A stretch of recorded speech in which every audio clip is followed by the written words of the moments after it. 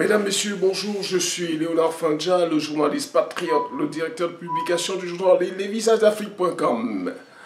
Bienvenue sur notre chaîne YouTube Les Visages d'Afrique et sur la page éponyme sur Facebook, à savoir la page des Visages d'Afrique. Merci aussi au Seigneur, au Dieu Tout-Puissant qui nous permet d'être encore à votre service ce matin. Merci Seigneur pour ton amour incommensurable pour nous. Et nous allons tout de suite revenir sur les faits d'actualité avec, vous savez, par fidélité à notre ligne éditoriale qui est celui de combat pour le trône de la justice et de la vérité. Nous avons le devoir de vous aider à avoir les bonnes informations et mieux comprendre les données pour ne pas être traînés comme des moutons de panurge, d'être manipulés. Car voyez-vous, la une de beaucoup de journaux ont démontré, nous font même pleurer, parce que l'instinct grégaire a pris le pas sur le professionnalisme. Alors pour ce jour, nous voulons lire avec vous cette correspondance du président de la Fédération camerounaise de football au ministre des Sports et de l'Éducation physique. Yaoundé le 4 juin 2024. Fédération camerounaise de football. Numéro 110 FECAFOOT président directeur cabinet 2024. À monsieur le ministre des Sports et de l'Éducation physique. Objet: information et clarification sur le déroulement du stage préparatoire aux rencontres qualificatives de la Coupe du Monde. Monsieur le ministre, dans le cadre de la préparation de l'équipe nationale masculine A pour les rencontres comptant pour la 3e et 4e journée des éliminatoires de la Coupe du Monde de football FIFA 2026, nous avons l'honneur de porter à votre attention certains faits qui ayant suscité des incompréhensions. En effet, le regroupement pour le stage de la sélection nationale masculine A débuté le 2 juin 2024 à l'hôtel Hilton de Yaoundé, site retenu par l'entraîneur-sélectionneur M. Marc Brice. Comme de coutume, la Fédération camerounaise de football, FECAFOOT, a pris toutes les dispositions usuelles ci-après quant à l'accueil des joueurs et au bon déroulement de cette phase préparatoire aux deux rencontres.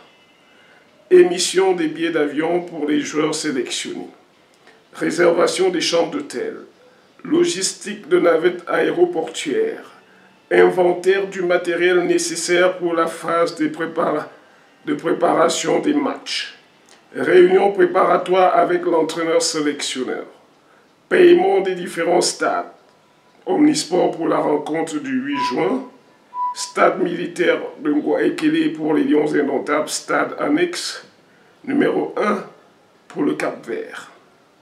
La billetterie de la rencontre est déjà disponible. 39 000 billets de différentes catégories ont été mis à la vente afin de permettre aux Camerounais de supporter leurs Lions Indomptables.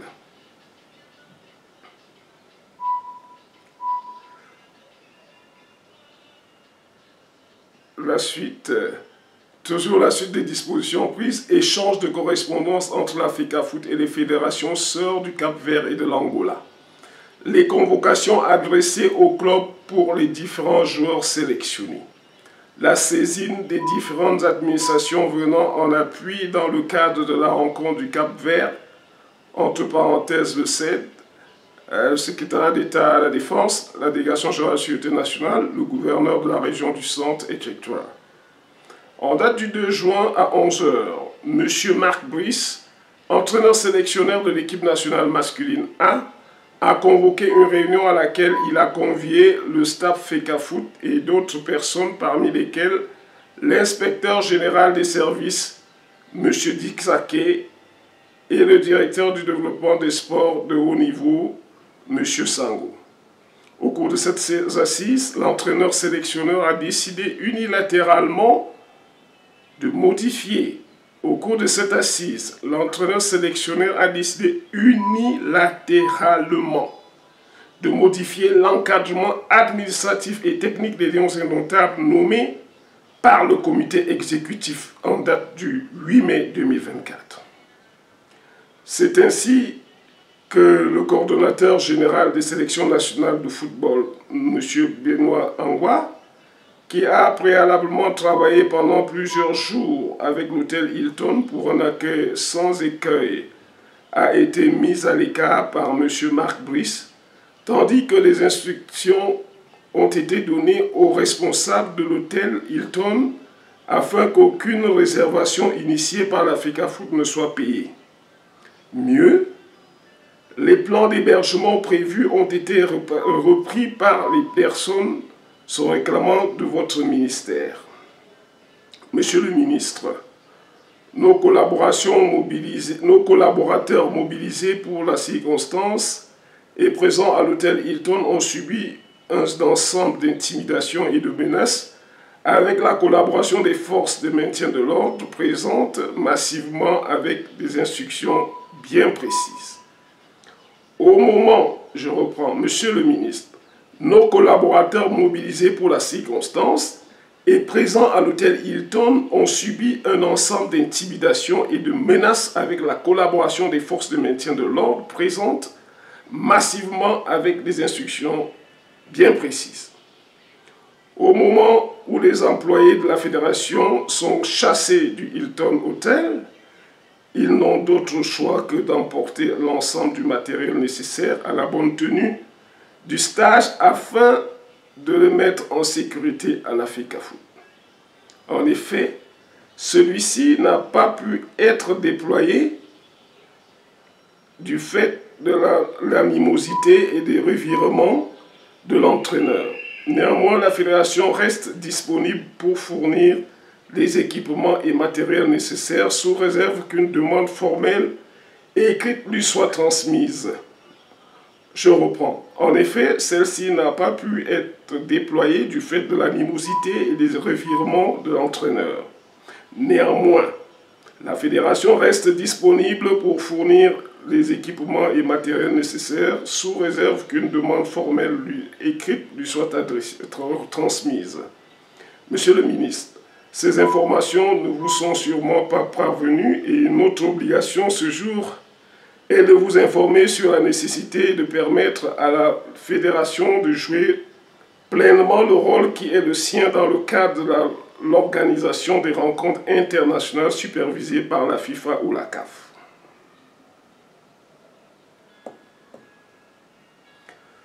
Sans être exhaustif, la fédération ou l'association membre de la FIFA ou de la CAF a l'obligation de gérer les officiels désignés par la FIFA ou la CAF à l'occasion des rencontres internationales programmées, arbitres, inspecteurs, commissaires de match. Il faut noter que ces derniers arrivent au Cameroun à partir du jeudi 6 juin et toutes les dispositions ont déjà été prises par l'Africafoot pour leur hébergement et déplacement. Gérer toutes les modalités logistiques et administratives de l'équipe adverse en leur facilitant prioritairement l'obtention des visas. Organiser la réunion technique ainsi que la conférence officielle d'avant-match. Il n'est pas superflu d'attirer votre attention sur le fait que seuls les membres de l'encadrement technique nommés par le comité exécutif de l'Africafoot sont ceux reconnus par la FIFA et habilités à recevoir les accréditations nécessaires. Je reprends. Il n'est pas superflu d'attirer votre attention sur le fait que seuls les membres de l'encadrement technique nommés par le comité exécutif de la FIFA sont ceux reconnus par la FIFA, sont ceux reconnus par la FIFA et habilités à recevoir les accréditations nécessaires. La conséquence directe, au vu des choix de l'entraîneur sélectionneur, sera d'avoir au banc de touche sans adjoint, sans médecin, sans kinésithérapeute et sans team manager. Toute chose qui compromettra inévitablement nos chances de victoire à l'occasion de cette rencontre.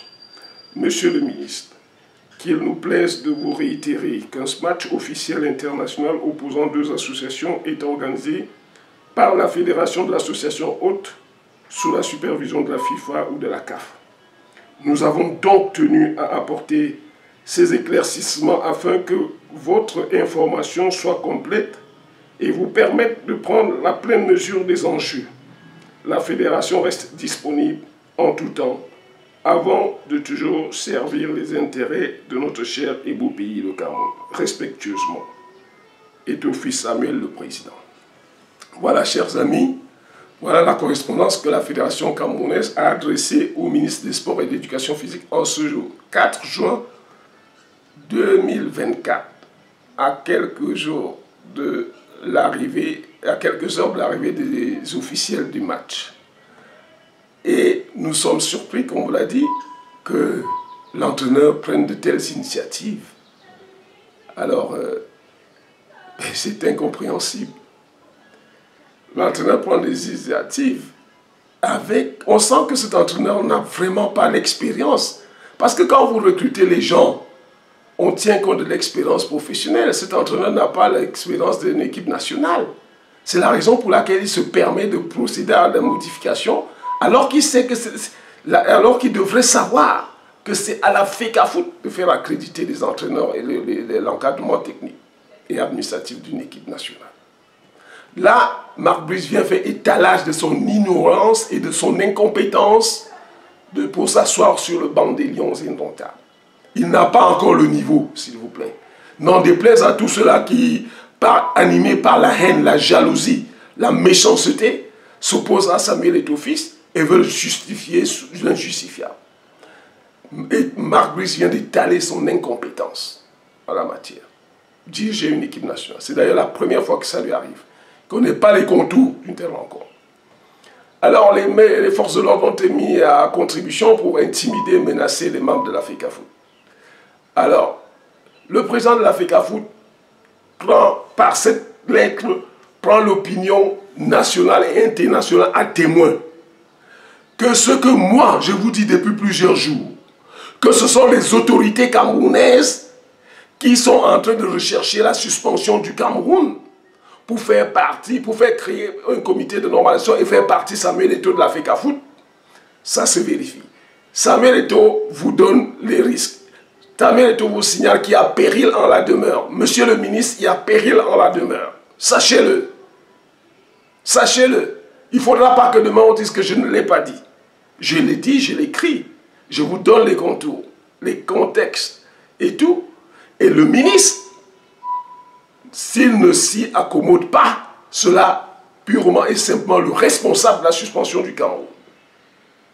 Je pense que Eto'o est même un grand patriote pour avoir essayé de redire ça, parce que ça c'est une vérité de la palisse, comme on dit. Le ministre et tous ces gens devraient déjà le savoir. Et chers compatriotes, cela vous amène à comprendre pourquoi la guerre au Nozo n'est pas finie. Monsieur Bia n'intervient pas ici, ça veut dire que même pour la guerre de Nozo, ce n'est pas Monsieur Bia qui dirige les opérations. Vous voyez pourquoi la guerre au Nozo ne finit pas? Voici la même attitude. Voici les raisons.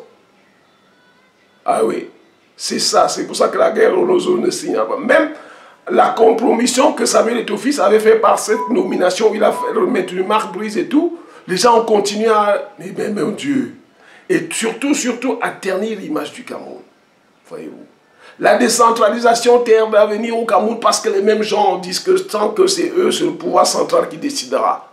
Il n'est pas question, malgré l'élection des bureaux régionaux, c'est que pour diriger les régions, de leur donner la pleine mesure, le plein pouvoir, les pleins moyens, la plénitude de leurs moyens pour administrer et faire développer leur région. Alors, qu'avez-vous encore à demander? Cette lettre attire l'attention de l'opinion publique nationale et internationale. Si le Cameroun est suspendu, sachez que ce ne sera pas du fait de la Fédération camerounaise de football, mais du ministère des Sports et de sa bande qu'il a déployé pour entraver les préparatifs de cette rencontre internationale dont les règles sont bien connues, les règlements de la FIFA sont suffisamment clairs et c'est connu de tous ces gens-là, mais ils préfèrent traîner le Cameroun dans la boue, faire suspendre le Cameroun pour faire croire que c'est Samuel Eto'o. Je l'ai dit depuis l'appel à la comité de normalisation était un aveu. Ils avaient déjà perdu le nom, ils avaient compris qu'ils pouvaient rien face à Eto'o. Il fallait donc tout faire. C'était le pourrissement pour que la comité de normalisation soit mis sur pied. Alors, chers compatriotes, ne vous laissez plus manipuler comme ça. On n'a pas dit que Eto'o fils est un homme saint.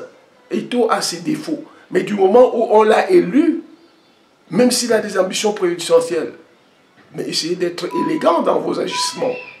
Essayez d'être mature. Essayez d'être humaniste. Évitez de ternir votre image. C'est vrai que pour vous, la honte ne dit plus rien, mais c'est le peuple camerounais. Le peuple camerounais est pris à témoin. Samuel Eto'o fils, le président de la FECAFOOT, a pris le peuple à témoin par cette correspondance adressée en ce jour 4 juin au ministre des Sports et de l'Éducation physique. Que Dieu bénisse Samuel Eto'o fils et que Dieu bénisse le Cameroun. Je vous remercie.